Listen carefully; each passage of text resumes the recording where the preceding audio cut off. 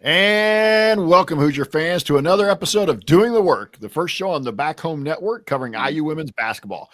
This is our 160th episode, recorded on Wednesday, April 2nd, 2025. I'm your host, Jeff Marlow, joined by my co-host, Kathy Amos. And tonight we'll be discussing your Indiana Hoosiers and the roster turnover / portal movement that we've witnessed since the end of the season. But as always, we'll start this episode with our Hoosier Proud banner moment. And Kathy, for me, the banner moment this week is both Maya McCluskey, a recruit from here in Indiana. She was named the 2025 Indiana Miss Basketball, and Nevaeh Caffey, recruit coming in from Missouri, was named the 2025 Miss Basketball in Missouri. So two high-level recruits, both being awarded the number one jersey in their states. So that is our proud Hoosier banner moment. And our banner moment is brought to you by Home Field Apparel, presenting sponsor of the Back Home Network, which includes the Assembly Call, Crimson Cast, X's and Joe's, and the Dribble Drive. Home Field is constantly releasing new schools or updating their products for schools in their existing line.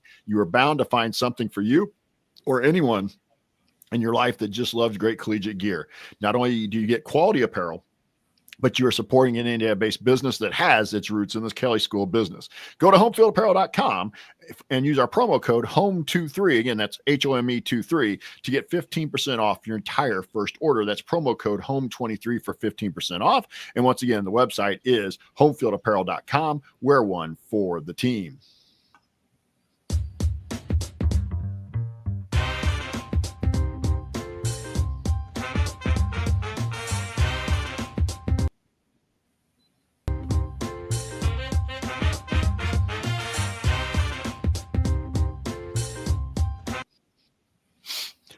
So I'm back here this week. Obviously, I have a nice vacation with my wife in Hawaii, and Kathy actually did a couple episodes on her own. Appreciate her covering for me. She at least got one victory and got Indiana to that 20-win plateau. But she also had to, and Kathy, I will come back to it before we even get to the Amos angle. I didn't get to see it. I didn't watch it, but tried to follow on the phone a little bit in terms of the stat. Yeah. Looked like a good first half, just talent kind of caught up in the second half. The South Carolina game. Yeah. And it wasn't even the second half, to be honest, Jeff. It was really like most of the third quarter. Yes. In fact, we went into halftime up by 1 in that game.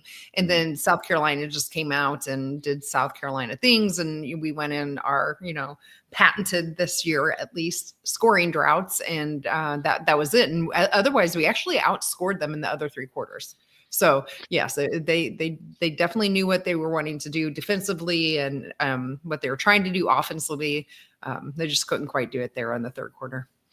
But again, so far, one of the better games, closer games that South Carolina has played here in the tournament. So I really don't have much for news this week because the news we were going to hold on to or start with was the 2 recruits coming in. We're going to talk about the portal movement here on the roster. So that news is going to be held for the bulk of the show. So I'm going to throw it over to Kathy for the Amos angle here.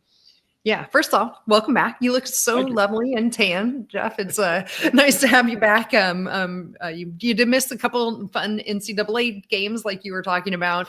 The tournament in general has just been, interesting, especially now that we're getting down to we're down to the Final Four, but some of the elite games, elite eight games, boy, the Maryland, Alabama game for me was probably the best one. That went into double overtime. So there's been some really fun basketball here to watch. Unfortunately, our Big Ten teams didn't fare so well. If we were taking the over under, like we were talking about in that preview of 4 teams, we definitely missed on that if we were saying 4 teams because they only got 3 into the Sweet 16.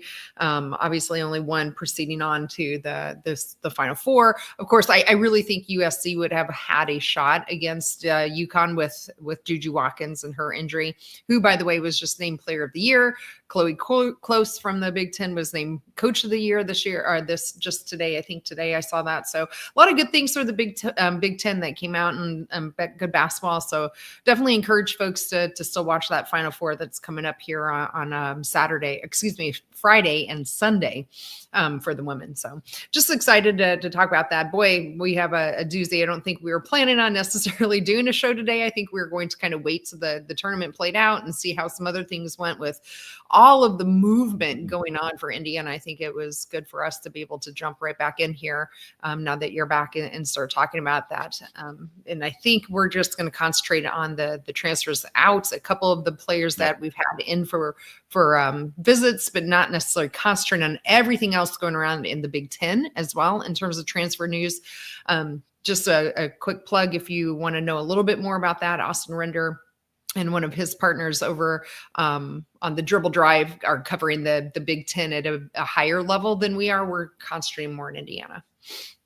Yeah, and real quick, Kathy, before we talk about our portal, and when we get kind of done discussing individuals, I think I want to try and maybe get in discussion of what we think. We don't have a ton of inside knowledge. We have a few people we talk to, but I think we're all kind of in the same agreement of what some of the issue is. We'll talk about that after we talk about the players who are going out, some of who we speculated have actually been on campus. We actually had a commitment today. We'll talk about that. And then, but this is everything. Or I should say everything. Everybody. Olivia Miles announced yesterday that she was going to, or 2 days ago, she was going to enter the portal and actually bypass the WNBA draft. And she's been an all-conference player at Notre Dame, who's made deep runs into the tournament the last 3 years. So even a prestige program. And she was expected to be a lottery pick too on number 2. Jeff. I mean, it wasn't like, oh, hopefully she'll go in the first round. Like she was expected 2 or 3, depending on where you slotted her after Paige Becker. So, it wasn't like she was foregoing hopefully I get into the first round. Boy, no, she really is bypassing. That was probably one of the biggest shocks, if not the biggest ones for transfer. Yeah. So yes, I interrupted. And we're going to see more. I'm sure we will once the tournament kind of finishes up over this weekend. But I think it shows you don't want the wholesale turnover like we're going to talk about here in a second. But even a big time program, like I said, Notre Dame having some issues. So let's talk here. And I think, I want to say this. And before we start down the list, Kathy, I want to get your opinion after I give you mine. I think there were some players that transferred out that we weren't shocked about. I think there were a couple I'm not sure I saw. And then obviously with Yarden, I think really kind of, I don't want to say blindsided us, but I don't think none of us really at the end of the season think Yarden was looking to get out. And we'll talk a little bit about that here in a minute. But I just want your thoughts a little bit. Did you feel the same way that's kind of what we were looking at? But now it's become almost all. And again, we're losing 3 players with Chloe, Sid, and Caroline. So the roster is going to feature a completely new look next year. But just kind of get your thoughts here if you agree with mine or maybe slightly different. No, I do. I think that, you can kind of group them into, that doesn't surprise me. That's mildly interesting to, like you said, Yarden just completely, that one for sure took me by left field. I had been seeing some things, on Twitter, and you take Twitter for what Twitter's worth, which is, sometimes turns out to be true and the rest is bullshit kind of stuff. Right. And so you take it all with a giant bucket full of salt. And so I didn't know how much to put into that. And so I was a little surprised then when we woke up on Monday this week and found out that she was transferring. So so to your point that, and on top of it, Jeff, so we have 6 transfers, 5 of them were juniors this year and then 1 sophomore. And then we have our 3 seniors. That's 9 people that we had transfer out. That left us prior to today with 8 open scholarships to fill. Like we didn't even have enough. Of course, we'll talk later about we did get 1 transfer in committed today. So now we have 7. But, that only gives us 8 people on the roster. I was talking to my husband, Sean, about this when I got home from work. I'm like, 8 people, you can't even practice yet, right? So there is still some work to do. I mean, you can't do 5-on-5. I know that the women, they bring in a boys team that to practice against and whatnot. So I get all of that, but in the classic sense of the word, you cannot go 5-on-5 with who we have on the roster right now. So this, I think, is by far going to be the biggest test from Coach Moore, and that we've seen from her in her 11 years with the program. In my opinion, we've had a couple transfers here and there of some mid seasons, but none last year to 6 this year. In addition to our 3 transfers, that's a lot to be filling, right? And that includes our 4 of our 5 starters. It includes our main bench players that are all gone. And our roster is really barren right now. And in fact, we have 1 senior, and then we have 3 sophomores, a redshirt sophomore, a redshirt freshman, and 2 freshmen, and that's it. So not only are we fair, but it's young as well. And not very big. I mean, you're talking about Yes. Shea and Lene as two of those returners. And again, I know Lene's coming off an injury, but I think it speaks to me a little bit about Lene staying. I mean, and we'll maybe get into this a little bit later, but I think there's some, I think as we go through this list, let's start with the one that kind of just surprised us. All right. And I don't think anybody really saw again until a couple days ago. I think you and I and Ari were getting some rumblings that Yarden was unhappy about 2 or 3 days before she actually announced she was entering the portal, that there were maybe some negotiations going on, Right. you know, and one of the primary things that we were hearing was NIL money. Among others. It's interesting because Yarden's in a really different position. Real quick, she started every game. She started every game this year. She started every game last year. I'm trying to remember if she started every game as a freshman. I think she did. And I think she did too. So. Mm-hmm. She leads she's going to leave after 3 years as the all-time 3-point field goal shooter. You know, she broke that record this year in 3 years. She averaged 14 a game this year, 5 rebounds, 3 assists, 43% on threes, and was, I think, second team all conference. So I think this was one where like, oh, well, Yarden will be back. You'll have Shea back. We're going to get Lene back off the injury. Now let's kind of fit some of the puzzle pieces, and depending upon who might leave, that, you know, we're going to be here. But so maybe get your thoughts about Yarden leaving a little bit first. Yeah, you know, Jeff, what do we know she's not leaving for? She's not leaving because of playing time, right? Like that is one thing. Clearly, like we hear that a lot, like, oh, players are leaving because of playing time. Another theory I have heard thrown out there is she's leaving because, you know, all these players that she came up with, Sydney Parrish and Chloe Moore McNeil and others that she came into with this class are all in the transfer portal. And that's why this week she decided to put her name in. I don't know that I buy that either, to be quite honest, because that's fine. You know, if you think I've lost all my friends, what's there to stay for? Well, I'll flip that around to people who say that. What is she going to? Let's, you know, wherever she ends up, she's going to be in not only the same situation where she's not familiar with her teammates, but now she's not familiar with the community. And I had heard she had, you know, a lot of times she had ingrained herself into the Jewish community that Indiana has on campus. Now she's got to start everything all over. So I don't buy that either. The NIL is the one I keep coming back to as well, that it feels like it's NIL. The interesting thing though, is that she is on a student visa, and as far as I understand, with the international student visas, they're not supposed to be making money. And so that's where I get a little confused. And there's some theories that have been thrown around out there about that too. I am not going to repeat them here. People can make their own assumptions and things about what's going on there. But everything we are hearing is it really tends to be towards NIL. You know, it seems like she loved Indiana, at least on the surface, in terms of, you know, what they had for her in the community and how they rallied around her, you know, with what was going on in Israel and things of that nature. I thought she really loved Coach. She had developed, she had gotten better, in my opinion, in the 3 years. So it really, if you boil down the reasons that most people transfer, it's not a new coach. It's not playing time.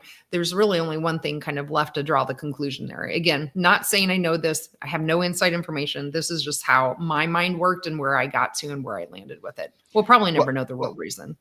I agree with that. And like we were discussing before we went on air, she's not going to UConn and being a starter. That's right. She's not going to USC and being a starter. I mean, so I'm trying to figure out where, because one of the things we heard, she wants to go someplace where there's a little more NIL money and a chance for a championship. I get that, but I'm not sure where that fits in. And you think you're going to get as much playing time and you are going to get the exposure that this system had gotten you over the last couple of years. The one thing I came back to, and I wonder about this a little bit, and I understand she still wants her degree, and maybe she has her degree. I mean, a lot of these kids, you know, get done in 3 years now. She could go back overseas. She could go back to Israel. She could go back overseas and maybe play professionally and make more money. That I'll give her that. But by entering the portal, it seems to indicate she wants to stay here in the United States for another year. So we'll see with that. So again, I think Yarden is the one that we all were like, wow, we couldn't believe it. And at first, I think this is one of those that we're going to get into when we get done. now people are kind of starting when of course you and I, like I said, we had heard some rumblings a little bit, but you kind of saw this blow up on Twitter and in some kind of social media that now it seemed like there was a culture problem inside the program. And I don't think it's quite so much culture. I think there's more to it, and we'll get to when we get done with everybody we're talking about. Then let's talk about the kids that I think were like, okay, like you said, okay, we're not shocked, not surprised. I was like, okay, I see them going either way. And the first one here, I wish she'd stay because everybody that follows the podcast knows I'm a Lily fan. All right, and I really like Lily. She struggled this year, especially through the middle part of the season. But Lily Meister started 17 games, averaged 17 minutes, averaged almost 7 points a game, 3.5 rebounds, but really fell out of kind of favor in the second half of the season as Caroline Strickland became more of the dominant post player in the lineup. And Kathy, before I throw it over to you, I think this is another one where in my opinion, I think Lily was, either saw the writing on the wall or in a meeting after the season that, hey, you're going to be a fourth year player. You're more than welcome to stick around. But right now we're looking for somebody to basically be in front of you. You're going to still kind of be a bench player. And again, I know nothing inside. This is kind of what I think the conversation was. And Lily chose to go to the portal. But again, and I love Lily. I hope she's successful somewhere. But I'm not sure where, I'm not sure she's going to a premier Big Ten team, right, or any other team. Now, could I see her in a Big East Big East team? Could I see her with a Missouri Valley team? And we see her playing in the tournament next year? By all means, I think Lily can thrive in certain situations. It just, for some reason this year, it started okay, but it just went downhill for her. And when it went downhill, it just looked like she lost all of her confidence. But I'll give you your thoughts about Lily. Yeah, I agree with you. Not terribly surprised either. Hopeful, right? Like I was the same as you. I was hopeful. I think I had said on one of the podcasts I did on my own after the first NCAA tournament game, or I said in a text to one of our friends or whatever. I can't remember. Anyway, that was the Lily we were expecting to see all year, and she just didn't have it all year. I think by then the writing was probably done and on the wall. I'm sad to see her go though, because we saw flashes, right? Like we saw flashes of it. It just didn't materialize once she got to Big Ten play. It just seemed she was overwhelmed. To your point, she lost her confidence. And I think we saw that in the NCAA tournament where we could have expected Lily might have pulled her stuff out. I think by then, yes, coach had made up her mind. Again, I haven't listened to it myself in detail. I've heard snippets and seen snippets, but after the South Carolina game in the press conference, Coach Morin talked about how she wanted to she realizes to be able to, advance the program from where we're at currently, they need to be bigger and more athletic.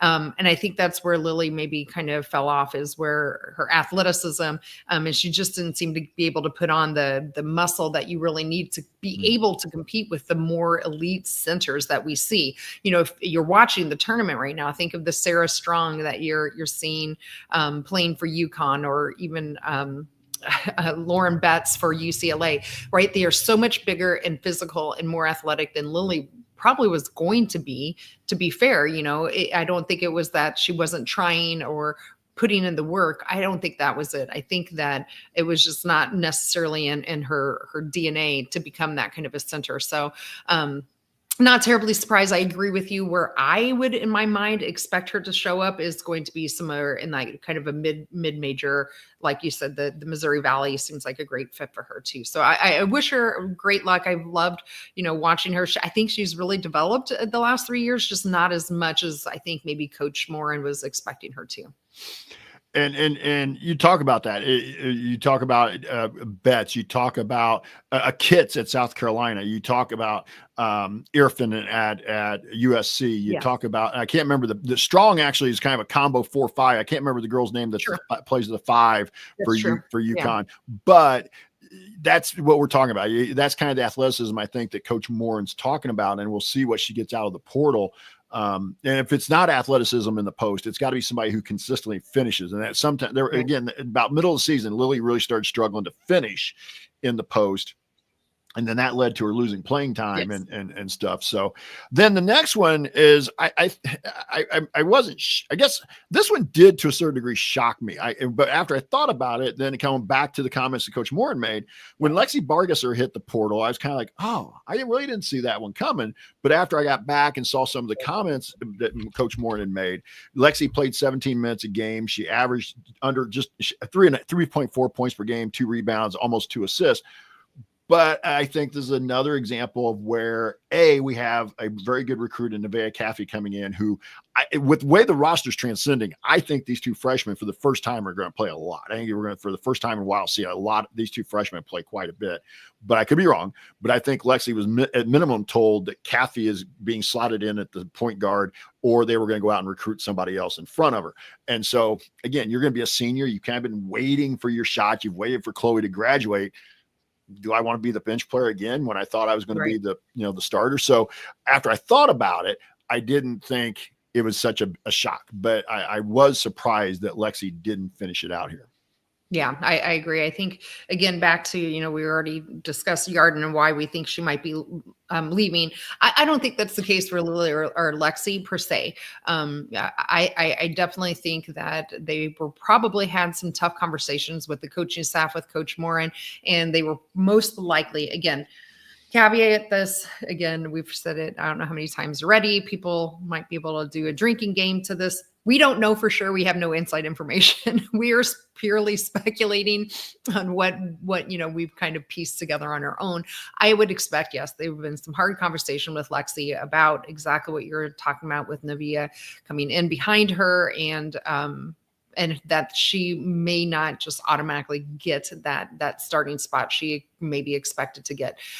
Jeff, do you agree? I see maybe her going to that like kind of same area as Lily, maybe like a mid-major, Big East, something like that. Or a lower end. I mean, even if she stays in like a Big 10 or a Big 12 or whatever, I think it's going to be one of the teams that are towards the lower end that are looking for some additional players with experience, perhaps. Yeah, and I agree with that. One thing, we'll go back to post players here.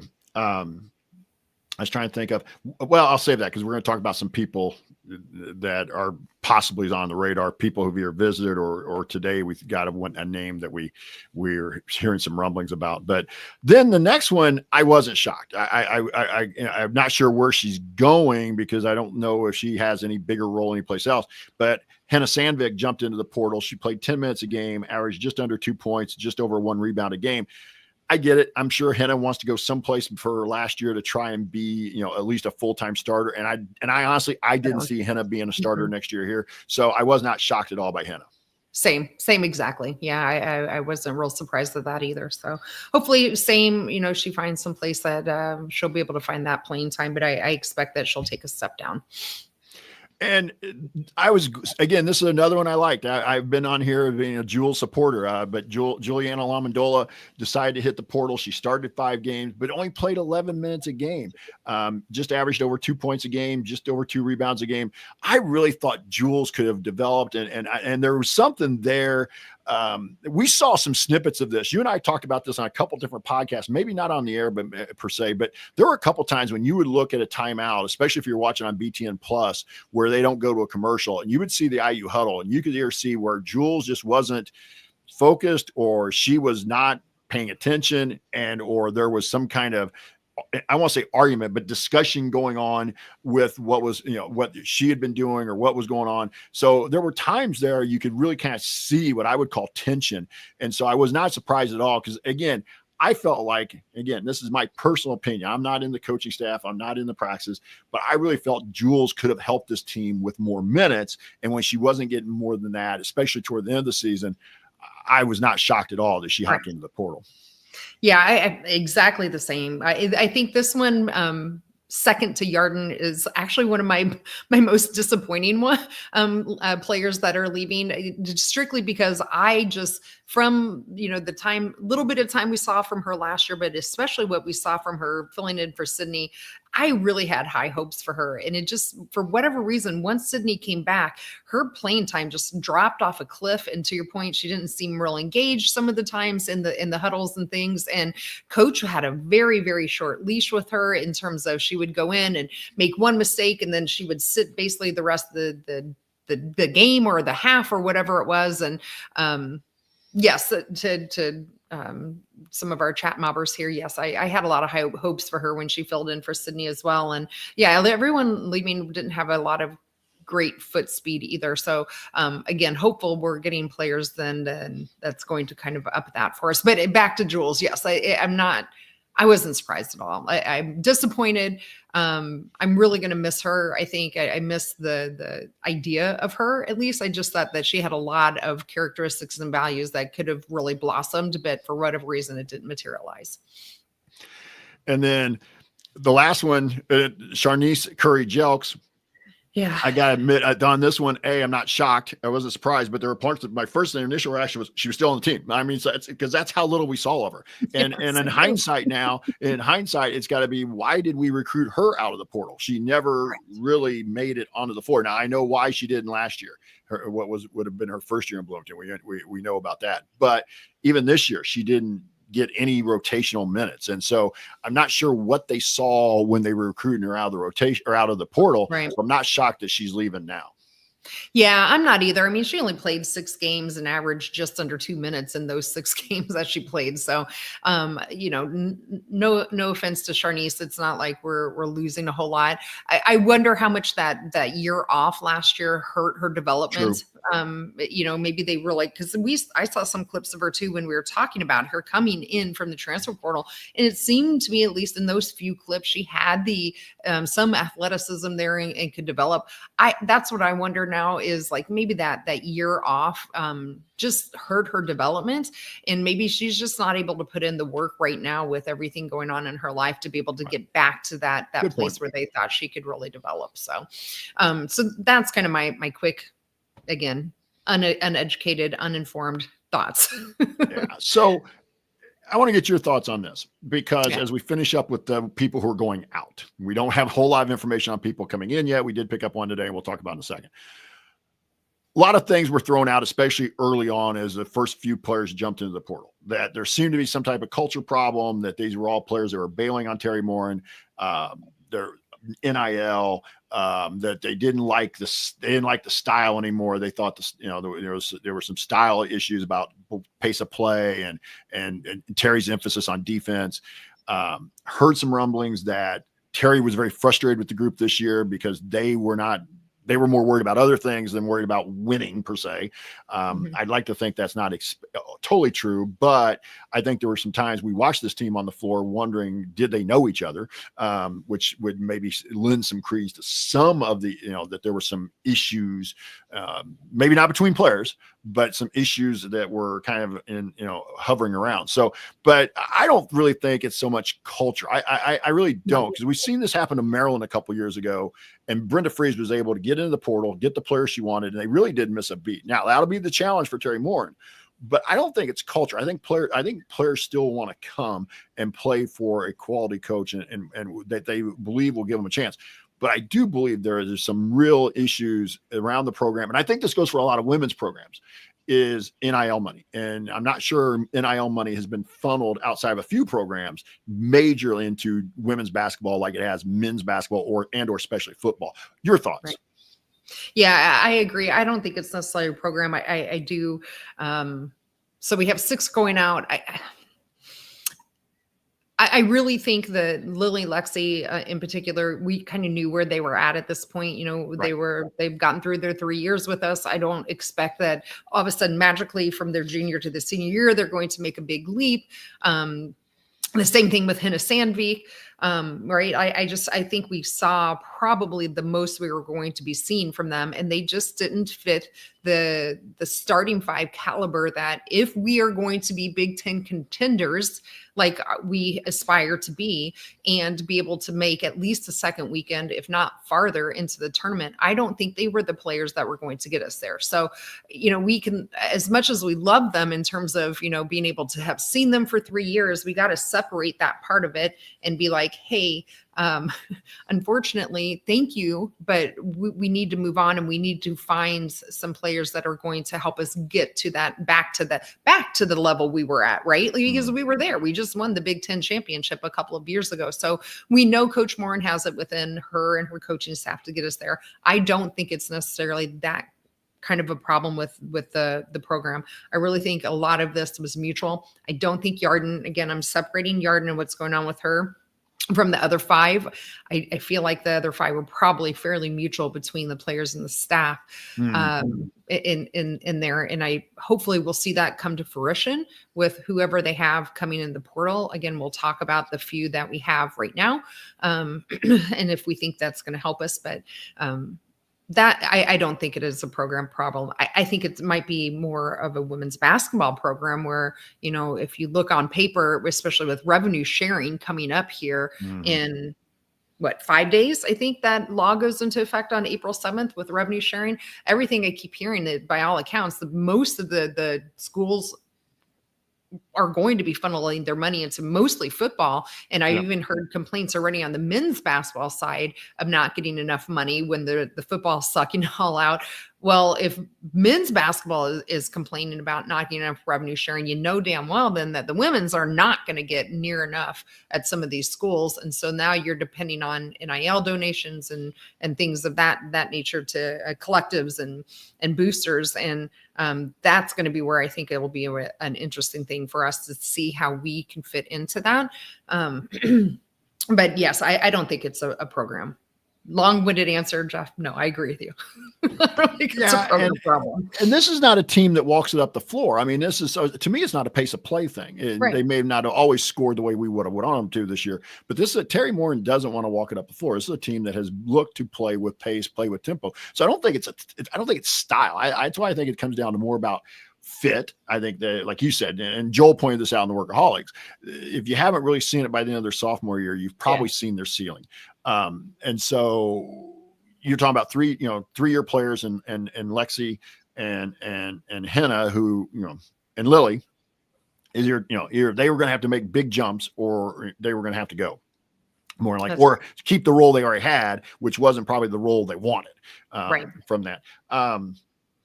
With that. So let's talk real quick about some of the people we've seen. And Kathy, I'll kind of go one by one on these as well. Yeah. This one actually was committed today. Chloe Spreen coming in from Alabama. She committed IU today, but she's a Bedford, Indiana kid, 2024 Miss Basketball, 5'10". She'll be a 5'10" sophomore coming in next year. She was a freshman at Alabama this year. She played in 20 games, but she only got about 7 minutes and only averaged 1.2 per game. But again, this is a young woman that was a pretty high level recruit coming out of Bedford. She was Miss Basketball. So it'll be very interesting to see how she fits in. And I got a feeling, I'm hopeful. I don't know enough about her, but my hope here is either A, she's being brought in as a slasher or a defender, or she's being brought in to shoot the ball. Yeah. Or yeah. That's both. what I'm hoping. Right. Because she's not adding a whole lot of size at 5'10" for us at all. And so to caveat this too, for our listeners as well, Jeff and I have already just talked about it. We did not, at least myself, I did not do any kind of deep dive into Chloe yet. We obviously, with only 8 committed players on the roster, including 2 freshmen, we need to take some time in the offseason. We will dive into these new incoming players and do at least 1, if not 2, with all the new players, and give some more thoughts on them. So it's an interesting one. The ties back to Indiana are probably what got her there. I believe, if I remember correctly, I read that we had offered her actually coming out of high school and she opted to go to Alabama. So maybe, her 7 minutes and 1.2 points wasn't necessarily an indication of her talent. I mean, you don't get Indiana Miss Basketball if you don't have any talent. But maybe it was just not a fit with that Alabama team that they have there as well. And so hopefully this will be a better fit for her. Maybe there's some things about being closer to home in Bedford as well that will be in her advantage. I'm just a little leery of her 5'10" size.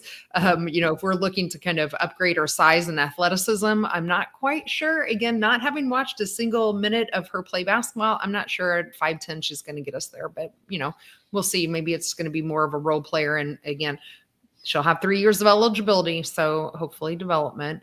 But we'll see. Like you said, freshman to sophomore year, hopefully we'll see a jump from her.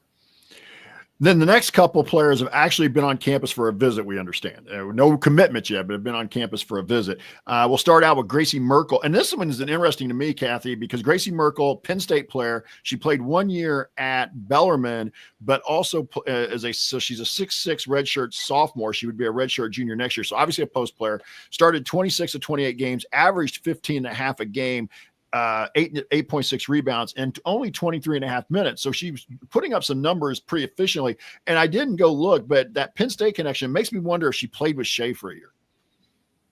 Yeah, I would think she at least maybe knows her, being a redshirt sophomore, right? Right. She would have played with her at least 1 year, at least been there, right, by my calculation. Yeah. So she would have been there 3 years, played 2. So yeah, she would have been there at the same time with Shea. So yeah, I wonder how much that connection hopefully will help us in that mix. But yeah, I remember Gracie Merkel when we played Penn State, and we definitely, back to our point, we had some trouble with her down low. And so I think that if we can, find a way to land her, I think this will be a great kind of fill in for hopefully what Caroline had left off for us, and maybe even a little bit of an upgrade from that even. So that's kind of my quick thoughts on her. Yeah, and if we do get somebody like Gracie Merkel, then you're getting maybe a 2 year. You're getting 2 years hopefully out of it, right, from that standpoint. You may have to help me with the name here a little bit. The other one who's actually been on campus, Phoenix Stojan, sure, from Arkansas. Stotijn, from Arkansas, 5'9" freshman last year, originally from the Netherlands. She started 12 of 21 games. She played 26 minutes a game, averaged 7.2.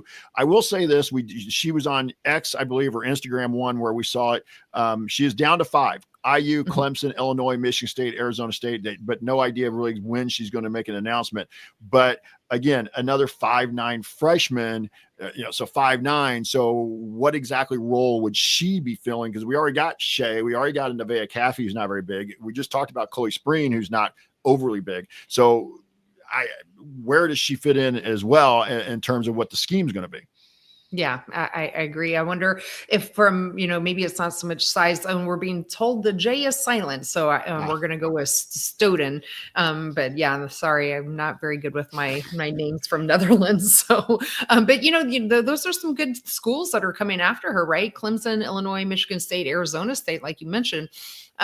Those are some good schools. And so I wonder if maybe she's got some speed and athleticism, and that's why we are looking at her, and we can hopefully, maybe she can get downhill or maybe even guard some of those guards that we have trouble with as well. So again, not putting a whole lot of look at her right now because she's only visited. She hasn't committed at it right this point, and we'll look at more once they commit into what they may or may not bring.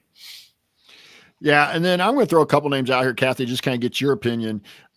We got news of this today. As far as we know, she hasn't been on campus for a visit, but there seems to be a connection with Sydney Parrish here. Kylie Watson from Notre Dame jumped into the portal with a do not contact notification. And the rumor is she's already down to like whatever her 2 are, but she also played at Oregon. So her time there overlaps with Sydney a little bit. And Sydney made a reference or posted on her Instagram, something like that, that seemed to be pretty positive. She would be a 6'4" post who'd have 1 year of eligibility left. Now she missed all of this past season, but she started at Notre Dame for at least a year, if not 2, and averaged her in the 24 season. She averaged 6.2 a game, 5 rebounds, 1.2 assists, shot 52% from the field. So again, this would be the kind of post player you're looking for that would, be an upgrade from Lily, maybe not Mac, but it'd be an upgrade from Lily. Yeah, I think so too.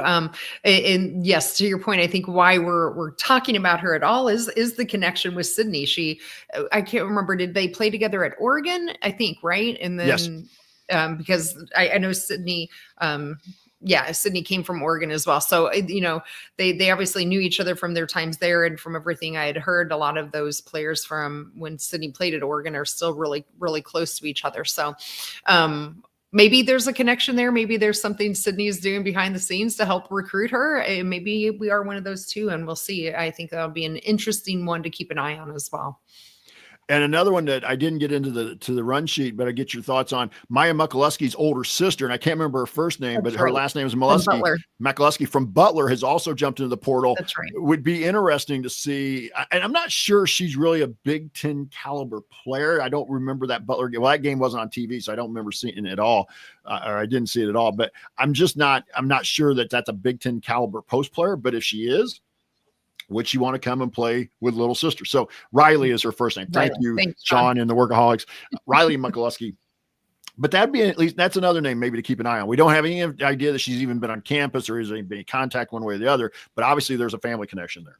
Yeah, absolutely. So that always hopefully can help too, especially as a freshman coming in and adjusting to college life. So wouldn't hurt even from that perspective. So. Kathy, I'll throw it real quick back to you. Just kind of your overall thoughts here on the roster turnover and the portal. And again, we've only picked up one commitment. I got a feeling you made a good point in the group chat today with us that spring announced today. I don't, and one of our friends, Ari, who was in the group chat with us, kind of was like, well, it looks like that's going to be the only one. But we've kind of seen this with IU women. They don't have a bunch of commitments on the same day. They generally kind of give each kid a day to get their spotlight. So we'll see. But it still may be a couple more days before we get some more commitments. But I would imagine over the next week or so, you're going to see some more, commitments here, or at least I hope so. I don't think you want to go deep into April, still trying to figure out who you're going to fill out 5-6 scholarships with. But I want to get your thought just a little bit on the roster turnover, the portal action. What do you think? Yeah. Again, I didn't expect it was going to be like last year where we had nobody transfer out. So I am not surprised that we had people transfer out. I am surprised at the volume of 6 people transferring out. I understand outside of Yarden on paper why they might be going for one reason or another, whether it's mutual or not. We, again, don't know. I have a feeling it was probably a lot of mutual. I think this is a good opportunity, and we'll see if Coach Morin can capitalize on that and really fulfill what she said she knows she needs to do in that press conference, which was become more athletic. This is the fastest way you're going to be able to do it. I think what we'll find out. Again, we have 7 open scholarships. I don't think we'll fill them all. We didn't fill them all this last year. We had 1 open scholarship as well. I think we'll hopefully get to, at least, 13, 14 people on the roster. We'll see if she is able to land all of those more athletic and upgraded kind of talent, quickness that we're hoping that she can do. We also, really think we need to find a couple of people with some experience. I think, right now, even counting our 1 transfer in, she's only had 1 year of experience and very limited at Alabama. We are, like I mentioned at the beginning, we have 1 senior on our roster. Everyone else is a sophomore or freshman. And I just really think she has to find some more experience to help with this young team. If not, we'll reset our expectations for next year, because I think next year will absolutely be what we love to refer to as a rebuilding year. But I trust Coach Morin. I mean, she didn't get to, this many 21 seasons and how many NCAA tournaments and the wins in the tournament and never losing her open round and all of these other things. We know she can do it. We know she can build a Big Ten contender. We just did it 2 years ago. So I'll trust in this process, but it is definitely an unusual and an uneasy feeling for all of us IU fans out there, because we have not had to really see this kind of turnover. I don't think ever. Since the transfer portal has become what it's become in the last 4 or 5 years. So it's not fun. It's not easy. I'll caution everyone to be patient, especially on the women's side. We do not get a whole lot of information until we get the information of a commitment sometimes. So don't be surprised if you all of a sudden see a commitment. We didn't even know there was a visit there, but Jeff and I will do our best to pass along information we feel comfortable passing along if we get it. But right now we know what so be patient. Yeah, be patient, and we're going to be on about once a week or so. We'll kind of play it by ear, but right now I think we're planning to be on again next week, kind of do a review of the season type episode next week. But we'll also, if any news comes about, we'll also discuss that next week as well. But you just got to be some patience, and I think this is the one thing you talk about the portal. Coach Moore at times has seen, like, especially Indiana kids.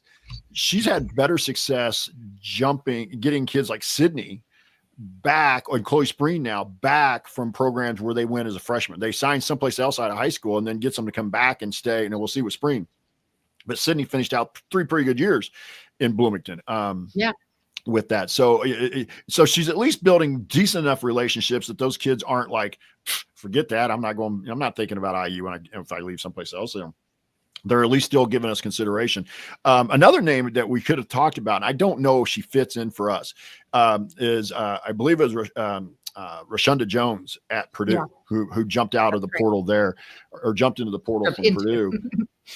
Jumped into the portal. Purdue has had some kids jump, and this is one almost their whole team at this point. Yeah, but my nephew who pointed this out to me, the Layton girl who didn't even play last year, put her name into the portal. That's right. It's like, okay, I guess but she has some size, and again, an Indiana kid, but it's just the portal's crazy. On the guys' side, it's like steroids, but even the women's side now, the portal is going to be something you have to pay attention to. And I think that's why it's really difficult to burn bridges when you're recruiting now. You can't get mad and petty about a kid who either cuts you off early. You gotta kind of keep that relationship as best you can, because you never know what's going to happen. I will say this before I finish this up and we wrap up, because we've gone over 40 minutes here, and I don't think we meant to go this long. But it has been a fun episode tonight. You talk about experience. I'd like to see us go get, I don't remember the rosters well enough, but the Ivy League will not allow kids to stick around for the 5th year. Nobody gets a 5th year in the Ivy League. Go get a kid from Harvard that beat us this year. Go get a kid from Columbia that's wanting to play another year but can't play the 5th year. I think the 5th years are all gone though, Jeff. The COVID that may years be. That may be, but you look at Caitlin. Was the last one. Yeah. You look at what Caitlin Chin was doing at UConn this year. So, with that. So, but that's what we have about the portal. Around the Big Ten real quick, and still alive, as Kathy mentioned, UCLA will play on Friday night. They will play UConn. And Kathy, I want to kind of get your thoughts about the Final Four. And the other game is going to be Texas and South Carolina. So a team that IU fans saw, South Carolina, and a team that everybody knows that be playing the other game. Well, they also saw UCLA, and then the other team is the preeminent women's program in history, and that's UConn. So kind of get your thoughts about the Final Four. Yeah, I think this might be UConn's year. I've been watching them, and clearly Paige Beckers is she's on a mission, and she's bringing her team right along with her. So I don't know if people got to watch that game on Monday night, but and I understand USC was without Juju, but my goodness, this was crazy. They're just playing really, really well. So I like right now UConn over UCLA in that game. I'm curious about the Texas, South Carolina. South Carolina is not as strong in the post this year as we have seen in their years past. I don't know. I haven't had a chance to watch a whole lot of Texas, but I think Texas can give them a bit of a run. But South Carolina's had this whole tournament, really, where they've had, some close games here in the tournament. And, Coach Staley is experienced, and she's gotten them through. I like them to meet up in the championship game against UConn. So that's kind of where I'm leaning right now. But what about you? Do you have, if you're picking right now that you know the Final Four, who's your 2 championship game? Well, teams? I know Juju got named Player of the Year. Great for the Big Ten to have Player of the Year.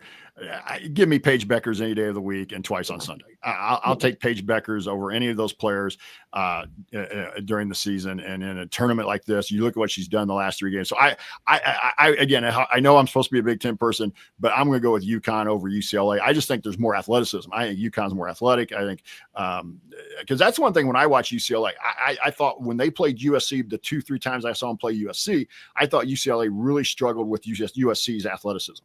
And even the game they won in the Big Ten tournament, it was a game that, in my opinion, USC had kind of not necessarily in the bag, but they were leading most of the game and then just really kind of fell apart. Tired. Yeah. Down the stretch. Yeah, maybe tired with that. I like USC over Texas. I just think USC, excuse me. Yeah, I should say South Carolina. South Carolina over Texas. I think that South Carolina with the experience. I think Booker's a really good player for Texas. I really like her game, but I think there's just more depth, more more talent, more experience with South Carolina. And then I'm going to go with UConn. I'm going to have, I think Paige Becker's finally, she gets the legacy part of her career. She's been, third time to the Final Four, but she hasn't won it yet. For her to be a legend at UConn, she has to, I know this sounds terrible. It's kind of like an NBA argument almost, but for her to really be a legend at UConn, she probably has to get a ring. She's done everything else except win the ring. She was as a freshman, she was player of the year in the country, until the injuries kind of hit her. So I'm going to go with UConn over South Carolina. And what I think will be a pretty close game, be a fun game. But again, as we were talking about off the air, Gino's my guy. I think Gino's the best coach in the game and in the history of the game. So, I'm going to go that way. So if you want to give your thoughts about who you think wins it, since I gave mine. Yeah, if you look at my bracket, I actually have UConn and South Carolina in that final game with South Carolina winning. After having watched both teams quite a bit here in the tournament, I think you're right. I think UConn's going to pull it out again this year. So if I could go back and erase my pick, that's probably one of the picks I would do. So we should mention too, real quick, a shout out to Minnesota, who defeated Belmont tonight, 75-63, and they won the WBIT championship. So really, hopefully that they take that and have some good momentum for them next year, because they, and had a fairly good year until the Big Ten towards the end. So I'm happy to see that they made that run. That was fun for them. Yep. So good for the Big Ten and Minnesota. So Kathy, let's wind this down. Yeah. So just as a reminder for everyone, again, listening, if you have not followed us along until this year, Jeff and I do off-season shows throughout the year, and we do highlight and try to go into in depth of new players coming in. So I know somebody was asking about one of the freshmen coming in. Yes, that one of our freshmen coming in is also Miss Indiana. Jeff mentioned that in his banner moment. We are going to cover these new players in more in depth, so we can have time to try to find whatever we can in terms of film and other articles written about their style of play and how they may or may not fit. It really doesn't make any sense for us to try to do that today. We've got so many openings. We have no idea even to try to guess who was going to start of the 8 people that we have currently committed. So we are not going to do that for some time. I think we'll probably wait and see how this plays out. But again, I will just remind everyone, I don't think, and again, this is Kathy's opinion only, I do not think this is necessarily a program problem. We'll see how Coach Morin does with her recruiting skills, because I think this is going to be her biggest test again of her career so far at Indiana. But again, be patient and just kind of trust the process and know that Coach Morin's done it before in terms of building a roster. I think she can do it again. It'll just be in a different way through the portal. Yeah, I'm going to echo that. Just we got to be patient, see what kind of what plays out, and then as Kathy said, we'll devote a couple episodes in the future to incoming freshmen and the people coming in the portal. It might take a couple episodes for the portal, considering how big it's going to be this year. That's right. We may have to split those up. Yeah, but anyway, we will be back next week and talk about the season, kind of a season in review. So, Kathy, let's wind it up.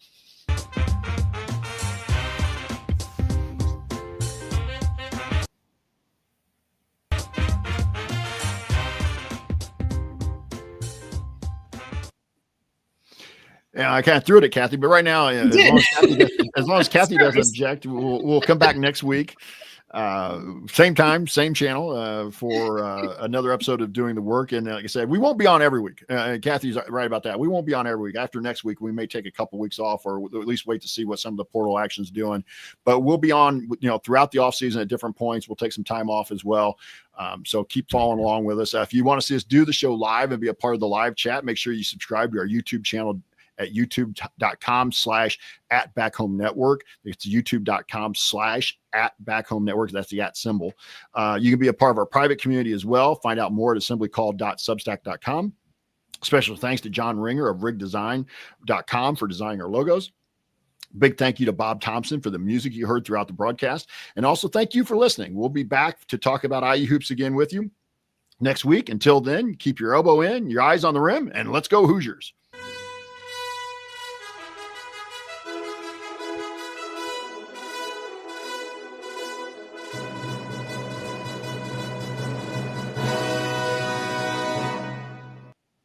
Awesome. Great. That was fun. Sort of. So somebody put something in the chat that Yarden must not recall the game she disappeared on everyone. And I think that's an interesting comment. I just kind of It wanted is. to follow. Reminded me of a little bit of a story for me. And again, I'm quite a bit younger or older rather than Yarden. And I understand very different scenario, whatever. I was told coming out of business school one time by a professor, I would be just completely shocked if you're not CEO one day of a major company, because that's just how much I think you're going to excel in your career and this and that. And it gave me a really big head, and it planted things in my head that weren't actually true. Like I'm not CEO material. And for those of you who don't know, I'm not a CEO now, and I probably never should have been, but it also put me down a path of my career where I thought I was a little better than I was.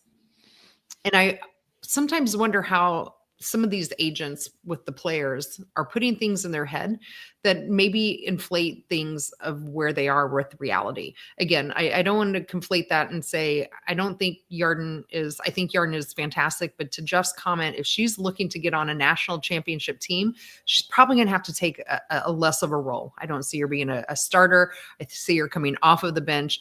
And I wonder how much maybe an agent or somebody is in her ear telling her maybe a little bit more than what is reality. But that's, again, Kathy's, my own whatever after hours musings here, kind of thinking through her not recalling. There were games that she just disappeared on us.